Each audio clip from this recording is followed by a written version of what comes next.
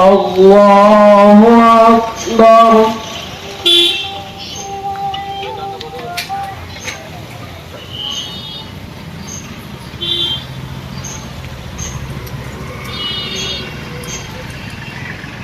الله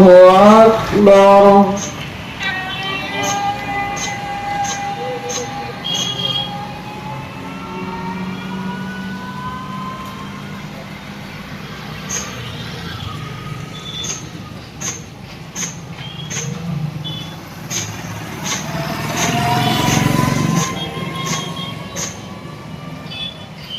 الله أكبر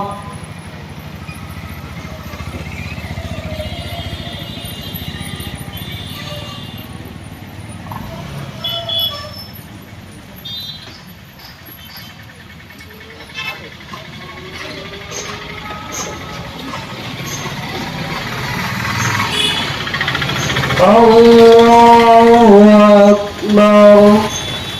السلام عليكم ورحمة الله السلام عليكم ورحمة الله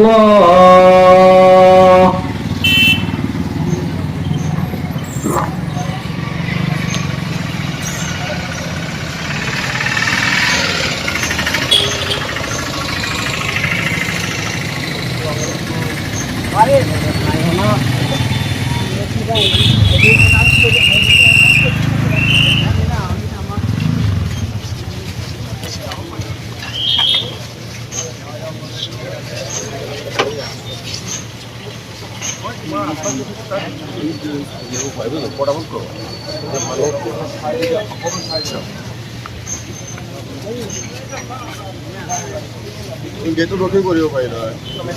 আহিছে ক্লিয়াৰ নহয় নহয় এই তাৰ পৰা উঠাব এই ল'ৰাজনে তেওঁ প্ৰেছৰ হৈ এই দাদাজনৰ উঠা এই দাদাজন জানো চাইকেল দেখা নাথে ধুনীয়াকৈ আহিছে এতিয়া খালি এইটো লওক আমাৰ কাৰি নজমুল হক সাহেব তেখেত যদিও দৰঙৰ বেছিমাৰে জন্ম হোৱাৰ পৰা তেখেত ইউপিত পঢ়া শুনা কৰিছিলে আকৌ তাতে শিক্ষকতা কৰিছিলে হায়াতুল উলুম মুৰাদাবাদ নামৰ ডাঙৰ এখন মাদ্ৰাসা সেই মাজত তেখেতে 13 বছৰ কাল শিক্ষকতা কৰিছিলে তাৰ পৰা আমাৰ অসমত অহাৰ পিছৰ পৰা আকৌ তেজপুৰবাসীয়ে তেখেতক সন্মানেৰে তেখেত মছজিদত বড় মছজিদত তেখেতক ইমামতি হিচাপে তেখেতক ৰাখিলে ইমামতি হিচাপে তেখেতে এটা ভাল নাম কঢ়িয়াইছিলে বড় মছজিদত এই বড় মছজিদত বহুত কামো তেখেতে কৰিছে তেওঁলোকে নিজৰ হাতেৰে এই সুযোগতে তেওঁ হজ কৰিলে মক্কা শৰীফৰ হজ কৰিলে তাৰপিছত তেখেতে ক্ৰমান্বয়ে যেতিয়া অসুস্থ হ'ব ধৰিলে তেনেকুৱা অসুস্থ হোৱা নাছিলে যদিও তথাপি তেখেতে দোলাবাৰী বাসী আকৌ তেখেতে খুব জোৰে ধৰি মাতি সন্মানে তেখেতে দোলাবাৰী মছজিদত তেখেতক আনিলে তেওঁ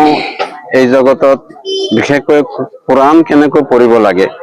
কোৰআন পঢ়াৰ যিটো